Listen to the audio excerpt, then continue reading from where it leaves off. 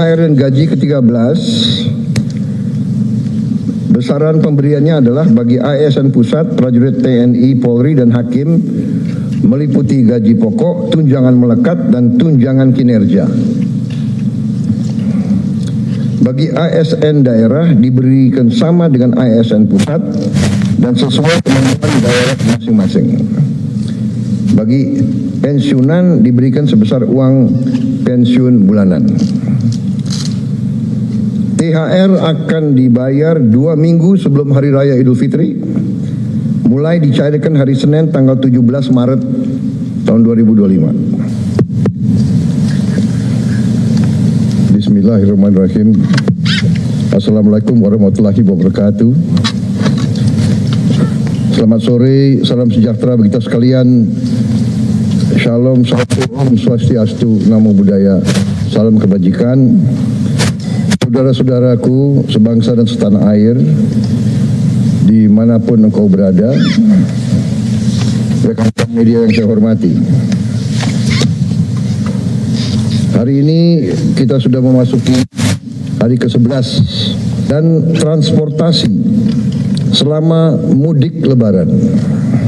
3. Pemberian THR bagi karyawan swasta, BUMN, BUMD, dan keempat, bonus hari raya untuk pengemudi dan kurir online yang baru saja diumumkan pada hari kemarin. Masih terkait dengan libur Idul Fitri, saya telah menandatangani PP nomor 11 tahun 2025 yang mengatur kebijakan pemberian THR dan gaji ke-13 bagi aparatur negara.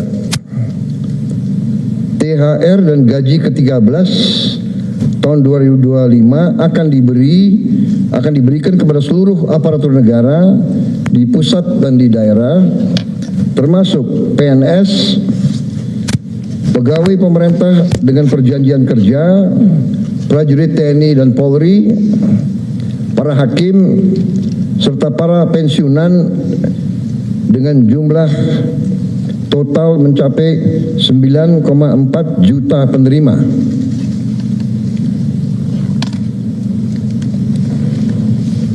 Untuk THR dan gaji ke-13, besaran pemberiannya adalah bagi ASN Pusat, prajurit TNI, Polri, dan Hakim meliputi gaji pokok, tunjangan melekat, dan tunjangan kinerja. Bagi ASN daerah diberikan sama dengan ASN Pusat dan sesuai kemampuan daerah masing-masing. Bagi pensiunan diberikan sebesar uang pensiun bulanan. THR akan dibayar 2 minggu sebelum Hari Raya Idul Fitri, mulai dicairkan hari Senin. Sedangkan gaji ke-13 akan dibayar pada awal tahun ajaran baru sekolah, yaitu pada bulan Juni. Semoga dengan adanya kebijakan ini dapat membantu dalam mengelola kebutuhan selama mudik dan selama libur lebaran. Saya ucapkan terima kasih kepada Menteri Keuangan, Menteri Pan-RB yang telah bekerja keras untuk mempersiapkan hal-hal ini. Juga saya ucapkan terima kasih kepada semua aparatur negara, para hakim dan prajurit TNI Polri dimanapun sedang bertugas. Untuk mendapatkan rapel ini tidak diperlukan pendaftaran ulang khusus, tidak ada biaya administrasi tambahan, dan dana akan masuk otomatis ke rekening yang sudah terdaftar dalam sistem. Jika ada pihak yang mengatasnamakan lembaga resmi lalu meminta uang untuk mempercepat pencairan, itu bukan prosedur resmi. Jika ada yang meminta data sensitif seperti PIN ATM atau kode OTP, itu bukan praktik lembaga resmi. Lembaga resmi tidak pernah meminta data rahasia melalui telepon atau pesan singkat. Sekarang mari kita bahas pertanyaan yang sering memicu perdebatan. Mengapa nominal rapel berbeda antara satu orang dan yang lain, padahal pensiun di tahun yang sama? Jawabannya terletak pada variabel perhitungan. Besaran rapel dihitung berdasarkan gaji pokok terakhir, pangkat dan golongan saat pensiun, masa kerja, serta komponen yang menjadi hak pada periode tersebut. Setiap orang memiliki riwayat kepangkatan yang berbeda, masa kerja berbeda, bahkan komposisi tanggungan keluarga pun bisa berbeda sesuai ketentuan yang berlaku. Maka wajar jika hasil akhirnya tidak sama. Ini bukan soal siapa lebih disayang, ini bukan soal kedekatan, ini murni soal data dan rumus sistem. Kita tidak boleh membiarkan perbedaan nominal menumbuhkan iri hati atau prasangka karena seluruh perhitungan pada dasarnya berdiri di atas angka-angka yang objektif. Berikutnya, ada hal yang sering menimbulkan keluhan, proses otentikasi dan verifikasi data berkala. Banyak yang bertanya, mengapa harus otentikasi lagi? Datanya kan sudah ada sejak lama. Perlu dipahami bahwa otentikasi dilakukan untuk memastikan setidaknya 3 hal. Pertama, penerima manfaat memang masih berhak. Kedua, rekening masih aktif. Ketiga, data identitas sesuai dengan catatan kependudukan terbaru. Jika ada ketidaksesuaian, sistem bisa menahan sementara pencairan sampai data diperbarui. Ditahan bukan berarti dibatalkan, dana tidak hilang. Dana hanya menunggu kelengkapan administrasi. Disinilah peran keluarga menjadi penting. Anak dan cucu diharapkan membantu proses ini dengan benar, membantu mengisi data secara akurat, mendampingi penggunaan aplikasi atau prosedur digital, bukan mengambil alih hak atau memanfaatkan situasi. Karena tujuan utama dari semua prosedur ini adalah melindungi hak pensiunan agar tidak jatuh ke tangan yang salah. Bapak dan Ibu yang saya hormati, ada satu hal yang harus saya tekankan dengan sangat serius. Di setiap kabar baik tentang pencairan dana, selalu ada pihak yang mencoba mengambil keuntungan. Penipuan digital semakin canggih. Ada yang mengirim pesan dengan logo seolah-olah resmi, ada yang berbicara dengan bahasa formal, ada juga yang menyebut nama lengkap dan nomor pensiun, membuat seakan-akan mereka benar-benar petugas. Namun ingat satu prinsip sederhana, lembaga resmi tidak pernah meminta PIN ATM, tidak pernah meminta kode OTP, dan tidak pernah meminta transfer biaya administrasi untuk mencairkan hak. Jika ada yang menghubungi dan meminta data rahasia, hentikan komunikasi. Jangan panik, jangan terpancing. Langkah paling aman jika ragu adalah datang langsung ke kantor cabang resmi dan bertanya di loket kepada petugas yang jelas identitasnya. Karena sekali data sensitif diberikan, risiko kehilangan dana sangat besar, dan proses hukum untuk mengembalikan uang hasil penipuan digital tidak mudah. Sekarang mari kita bicara lebih dalam, lebih jernih, dan lebih teknis. Jika pada bagian awal kita meluruskan dasar dan menenangkan kegelisahan tentang benar atau tidaknya kebijakan rapel, maka sekarang kita masuk ke alur pencairan itu bekerja.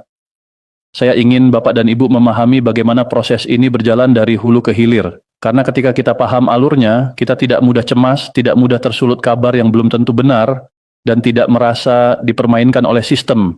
Ketika pemerintah menetapkan kebijakan kenaikan gaji dan rapel, langkah pertama yang terjadi adalah kebijakan itu dituangkan dalam regulasi resmi. Regulasi tersebut menjadi dasar hukum yang mengikat lembaga terkait. Setelah regulasi terbit, kementerian dan lembaga teknis menyesuaikan sistem perhitungan. Data jutaan penerima manfaat ditarik dari basis data, riwayat kepangkatan, masa kerja, status keluarga, rekening bank, serta riwayat pembayaran sebelumnya. Bayangkan jumlahnya bukan ratusan, bukan ribuan, tetapi jutaan baris data. Setiap baris mewakili satu manusia, satu keluarga, satu kisah pengabdian. Data sebesar itu tidak bisa langsung diproses tanpa tahap sinkronisasi dan pengecekan. Harus ada pemutakhiran jika ditemukan ketidaksesuaian, misalnya rekening yang sudah tidak aktif, perubahan status ahli waris yang belum diperbarui, perbedaan ejaan nama antara data lama dan data kependudukan terbaru, atau detail administrasi lain yang tampak kecil tetapi bisa membuat transaksi gagal. Semua itu harus dibersihkan dari potensi kesalahan sebelum dana besar dikirimkan. Dalam sistem keuangan negara, kesalahan kecil bisa berdampak panjang. Satu transfer salah saja bisa memicu proses koreksi yang rumit. Maka sistem dirancang untuk lebih berhati-hati daripada terburu-buru. Disinilah sering muncul salah paham. Ketika dana belum masuk pada hari yang diharapkan, sebagian orang langsung menyimpulkan ada penundaan disengaja. Padahal bisa jadi datanya sedang melalui tahap validasi tambahan. Anggap saja prosesnya seperti antrean. Setiap data penerima masuk ke urutan pemrosesan. Jika seluruh elemennya bersih, sinkron, dan valid, prosesnya relatif cepat. Namun jika ada satu elemen yang perlu klarifikasi, sistem menahan sementara sampai masalah itu selesai. Sekali lagi, Ditahan bukan berarti dihapus, dana tidak hilang, dana tidak dikurangi, dana menunggu data lengkap.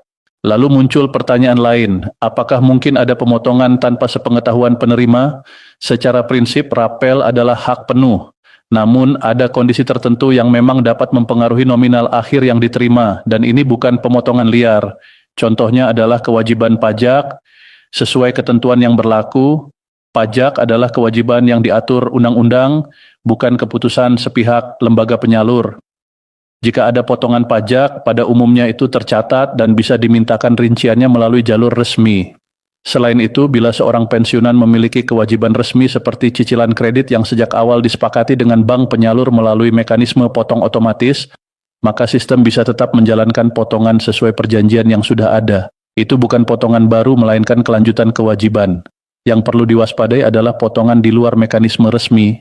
Jika Bapak dan Ibu menemukan nominal yang terasa janggal tanpa penjelasan yang masuk akal, langkah terbaik bukan menebak atau berasumsi, tetapi meminta rincian resmi. Tanyakan ke bank penyalur atau kantor cabang lembaga terkait dan mintalah penjelasan yang jelas. Sekarang kita masuk ke skenario yang sering membuat panik. Bagaimana jika setelah pengumuman nasional berlalu berminggu-minggu, dana belum juga masuk?